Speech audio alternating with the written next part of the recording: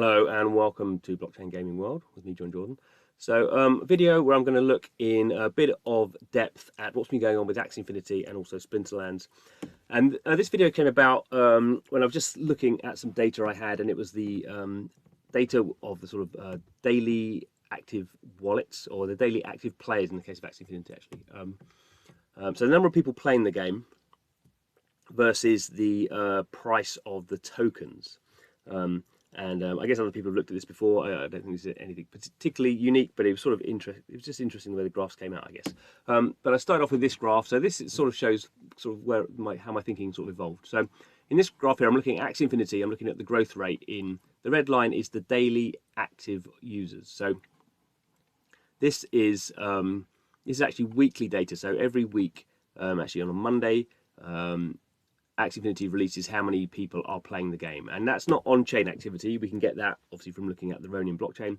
This is just people who are playing the game on a mobile or PC version of the game, not connected to the blockchain at all directly, at least.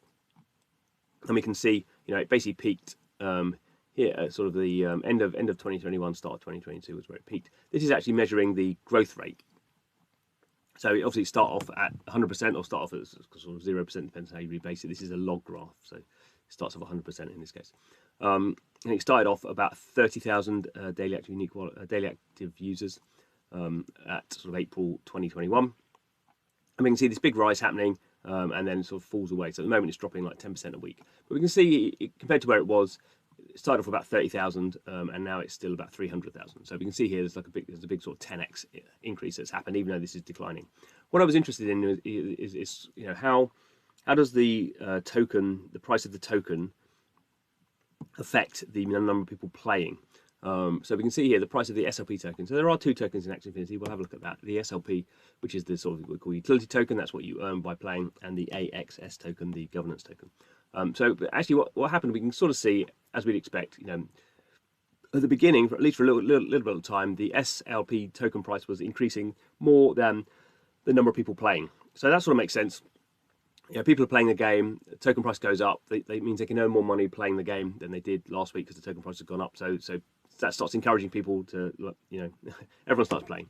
But obviously what we can see here is the the SLP token price, it sort of peaked, let's say about 1,000%. It was obviously under 100,000%. So it went up a lot in a short period of time, in a couple of months. This is actually November 2021. It peaks. And then after that point, the SLP token price is going down. It undulates, goes up and down. But basically, for what are we now, sort of 7-8 months, the price has been going down, and it's actually 10% of what it's. So it's 90% down from this start point. So it's 10% of what it was. So the price, not quite gone to zero, but sort of really gone down a lot. What's interesting in this dynamic is the peak in terms of the player base happened a lot later. So maybe what I expected, or maybe what you expected, I don't know. But if the token price goes down, starts going down, significantly, then the player base is going to start going down. It's going to follow suit. Actually, at this point there was quite a few months between the token price peaking and then the user base starting to go down. So there's a sort of what you might call elasticity or something like that. And even if we look now, token price is down 90%, but there's still, the user base hasn't gone down lower than it was before. So it's interesting that there is some sort of, you could argue, even though it's sort of gone down a lot, that having a token has been really good for Axie Infinity, because they're still up, 10, whatever they are, 1,000%. Obviously, it's off 100%, but they're up 10 times basically what they were at. So what I did was I sort of did this graph. So this is sort of from the same data, but this on the vertical scale is looking at the SLP token price, and on the horizontal scale is looking at the number of people playing the game. So we see sort of what I've described before, just in a different form. So we see token price goes up a lot, and that drives the number of users up a little bit. So we've gone up a lot more than we've gone horizontally. Then the token price sort of stabilizes. Then we have this sort of combined sort of ratio where the token price is going up quite a lot and the user base is going up quite a lot. Token price peaks here about 30 cents, and then starts to go down. So we know that's the case. But as you can see here, the token price peaks here, and we have under 750,000 players. But we know that the player base is going to peak at about, getting on for 3 million. So all this time here, the token price is going down. My cursor is going down, but it's also going to the right. So more people playing, more people playing. And then we have a point here where the user base peaks. The token price is down a lot from where it was, so it's gone down to under $10 at this point, and then the whole thing sort of collapses fairly quickly. That the people playing the game. I mean, actually, it doesn't collapse too quickly. Actually, it takes a while. So say this data is every week, and then we have a more sort of straight line coming down when the user base is sort of dropping and the token price has basically gone to not sort of zero, but pretty small. So that was sort of interesting. That the token price was peaked here and the user base peaked here, two separate things. Now we can look at what that looks for the AXS token, the governance token. And this is sort of interesting. This maybe would have been more what I would have expected, that the token price more directly drives the number of people playing the game. So you basically have a more sort of diagonal line. Obviously, there's a whole bunch of stuff going on, noise or market conditions, and some things go. At certain points, the token price goes up much faster than it drives users. We have to remember the AXS token is not directly linked to gameplay. So this is much more about governance. So you could argue this is much more speculative in total, and the token price went from under $1 to $150 at one point. So it went up a lot more than the SLP token price. But this sort of has a more sort of fixed sort of situation where the token price peaks, and then very quickly the user base peaks and then starts to decline, and sort of comes back. It doesn't come back exactly along the same line, but it's a much tighter sort of line here. So there's much a smaller volume, you could say here, which basically just means that as the token price sort of went up, and then went down again, it sort of not exactly followed the same line, but pretty much did so. Much more than this one, where there's a sort of a very big sort of envelope, a very big volume here.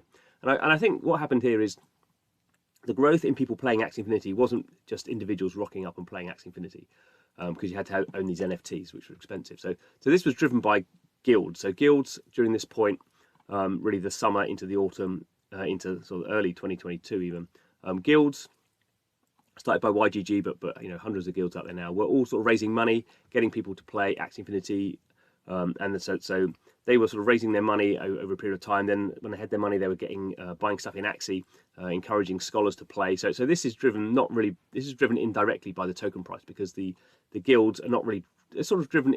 They are driven by SLP price, but they also want to build their sort of business, and they've just raised money. So the SLP price doesn't directly sort of hit their sort of profit and loss, at least for a few months. At some point, it has to.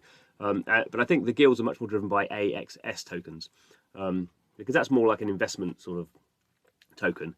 And I think that the guilds are sort of the ones who are driving this token price going up a lot more, and they are much more sensitive to this thing peaking. And then suddenly, after the AXS token peaks, then guilds suddenly realise that they're sort of they're sort of loss making at this point, because they have a lot of infrastructure and potentially, and they're sort of paying out to these scholars. The scholars are sort of not making any money anymore. For the guilds, it's always about how many scholars you've got. So do they want to start letting go of their scholars and reducing their scholar counts? Obviously, some guilds at this point just start to shut down. So it's sort of interesting that these two different graphs on two different tokens do give us an idea about what's happening, and I think that's quite it's good to have data to back up sort of narratives. But let's say this is only sort of weekly data, so it's very smooth. So I did also then look at Splinterlands. So Splinterlands, a game I spend a lot of time thinking about and playing, and so I did exactly the same thing, but this is on daily data. So for every day, I've taken the SPS token price, and I've taken the daily active unique wallets. So that's the data I've got here, and this is the thin blue line here. So this again is showing the price of the token vertically and the number of people playing the game horizontally. So we get a much more noisy, what you could say, sort of graph. So I've also plotted in red. The thick red line is the 30-day average. So for every day here, I've taken the average of 30 days. So you sort of lose the very strong volatility of up and down, and you get a sort of smoother trend line. It sort of is easier to sort of see. Obviously, they are linked because the average is just the average of the raw data. So what's going on here? So we start off, the token price starts off at 25 cents. There's a massive sort of spike straight away, comes back down again. Remember, as we go up, as we go up this way in terms of token price, we're also interested to see how much that drives user base. Now, what's interesting here at this point is the token price isn't really going up very much, it's actually declining, but still the number of people playing the game is going up. So in this case, and it's still the case actually right now, that Splinterlands is actually doing a daily airdrop. So there's about 2 weeks left to go, where every day, if you own assets in the game, you get free SPS tokens. So this obviously encourages people to just be active in the game and claiming and restaking and all this sort of stuff, even if it doesn't really matter what the token price is, because whatever it is, they're getting it for free. So this is sort of the one underlying trend, or one underlying sort of feature of the Splinterlands. The token price doesn't really matter. Certainly in the early stages, still people are creating accounts, and probably, as we'll come to talk about, probably a lot of bots. So a lot of bot accounts probably being created at this point, because basically your you do need to your airdrop is related to how many assets you have in the game. So it's not like you can just create an account and get loads of this SPS token. You actually have to own stuff in the game to get it. But we'd assume a whole bunch of this stuff is driven by bots. And then what happens here is we have this very strong increase in the SPS token price. So it goes almost up to $1. I think it's like 90 cents it goes up to. We follow the daily data. And obviously that, again, when you have something doubling in price, whatever, that continues to drive new users to come in. In this case, probably some new human users, some new bots. Then we have a whole bunch of sort of stuff moving around, and we have this sort of big peak in users.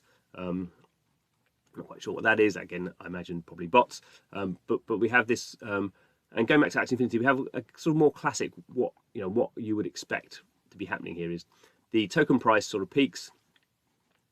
And that is also sort of linked to the peak user base. So about 400, from this average line, about 400,000 is the average 30-day trend, and about 65 cents maybe. And then the token price peaks, and that is then going to drive the decline in token price is going to then drive a decline in user base. Now, because we know we have a lot of bots, these things are sort of, I think, harder to unpick, and also the developer doesn't really go out of its way, as far as I understand it, to sort of ban bots. It's happy to have bots in there as long as they're sort of part of the as long as they're spending money. But obviously, at certain points, you don't want loads of bots sort of in there. So there's also those sort of factors coming in. But we can sort of see the token price declines, the user base declines, and then we end up with this other interesting period here.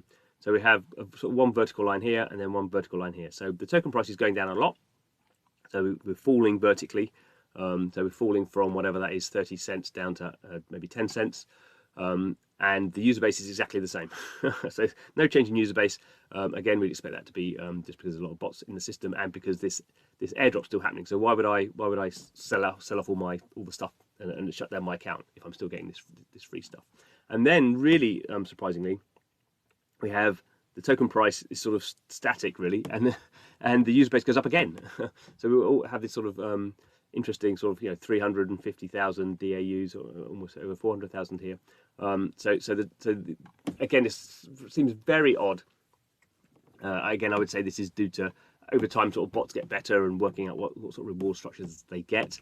And then we have this big drop off here. So this is definitely the developer making some changes. So this is changing the reward structure. So instead of just turning up and getting your daily rewards for doing not very much, you have to actually be a skilled player.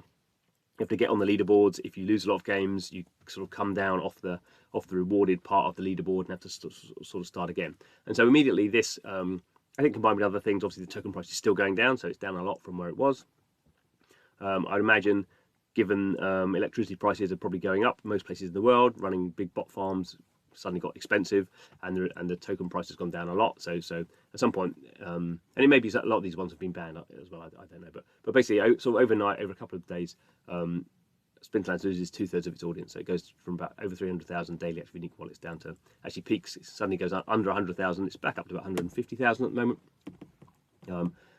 So that's a sort of interesting sort of way of looking at it. So again, I mean, this sort of really pleases me. I don't know if anyone else is so excited, and I do kind of think, you know, working out on other games as well.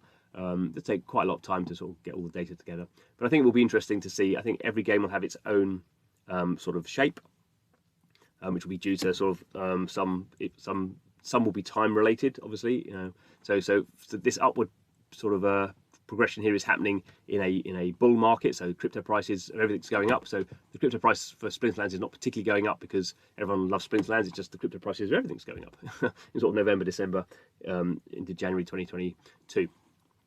So there's that sort of stuff going on, but then there's also these specific features in terms of the game and in terms of changes to the game reward structure or sort of new features coming in that are going to change this as well. So I think it's a pretty interesting lens to which to look at blockchain games. And I think clearly, you know, we do have to understand that, you know, however directly or indirectly the token price is going to be a pretty big factor in the terms of whether the user base is going up or down. So anyway, there's one more graph actually. So this again, something else I'm going to look at. This is for Axie Infinity. This is for the SLP. And DAUs. So this is, every one of these is a data point, so a weekly data point.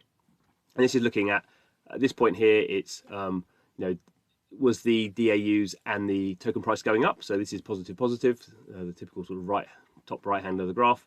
So one day, you know, you basically, you know, the token price goes up, whatever it is, 60%, and the audience is going up.